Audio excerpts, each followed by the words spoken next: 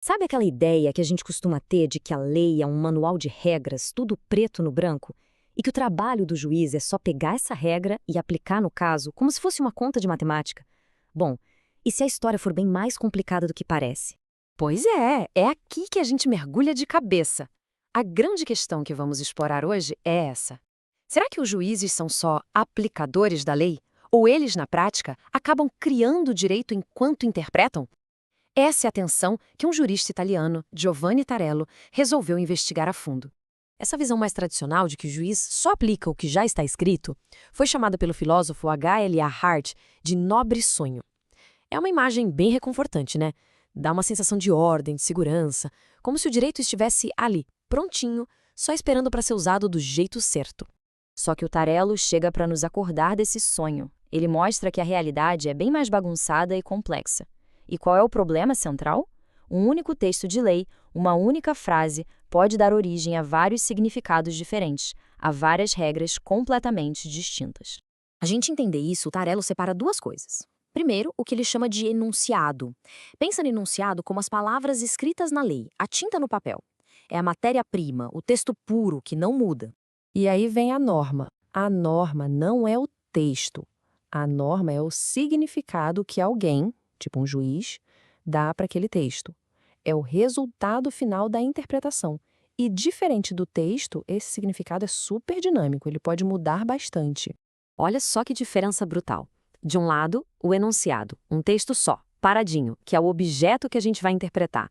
Do outro lado, a norma, que são os vários significados possíveis e que são o produto, o resultado dessa interpretação. E essa frase do próprio Tarello resume tudo de forma brilhante. A regra que vai valer, a norma, não existe antes de alguém interpretar o texto, ela é criada durante a interpretação. Ou seja, a norma é o ponto de chegada e não o ponto de partida. Isso muda tudo. Tá, beleza.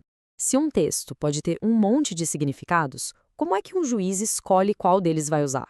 Bom, o Tarello diria que os intérpretes têm uma espécie de caixa de ferramentas cheia de tipos de argumentos para justificar por que eles escolheram um caminho e não outro. Vamos para um exemplo bem prático. Imagina uma placa na entrada de um parque com essa regra aí. Parece bem óbvio, né? Mas e agora? E se uma ambulância precisar entrar correndo no parque para salvar alguém? Tecnicamente, uma ambulância é um veículo.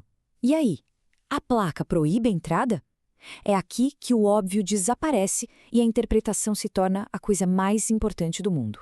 E olha só como as ferramentas levam a resultados opostos. Um juiz pode pegar a ferramenta da intenção e dizer: olha, a ideia da regra era garantir o sossego, não impedir um salvamento. Então a ambulância pode entrar. Mas outro juiz pode pegar a ferramenta literal e dizer: a lei é clara, diz veículos, ambulância é veículo, não pode entrar. A mesma regra gerou duas decisões totalmente diferentes. E essa caixa de ferramentas é bem recheada, viu? O intérprete pode olhar para a história da lei, para o objetivo final dela, ou para como ela se encaixa com todas as outras leis.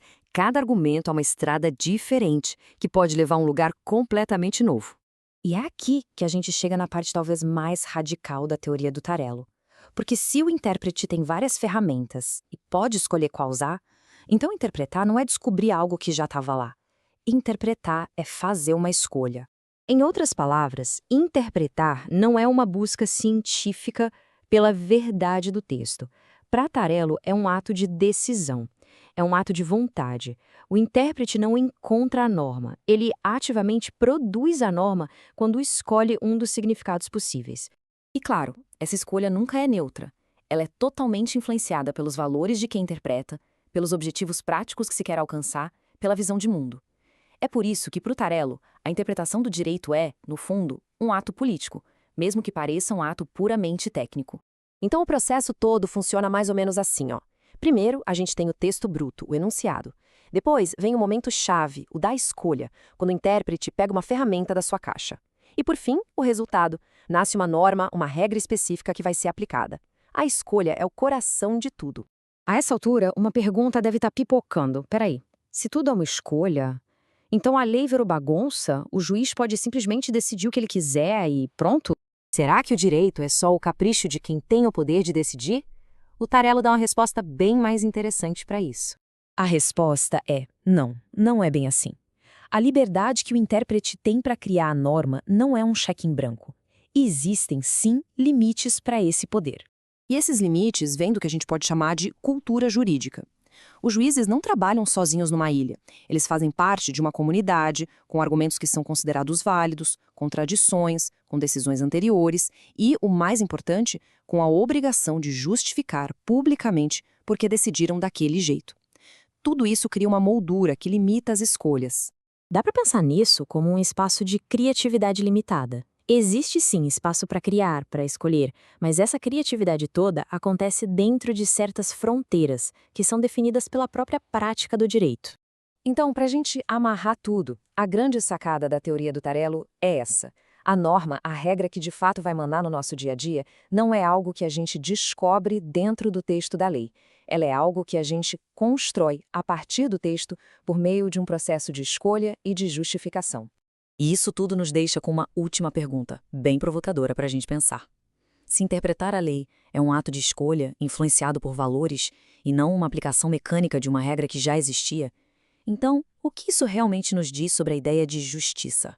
A teoria de Tarello nos força a ver o direito não como um mapa com um tesouro escondido, mas como um campo de batalha onde os significados são disputados.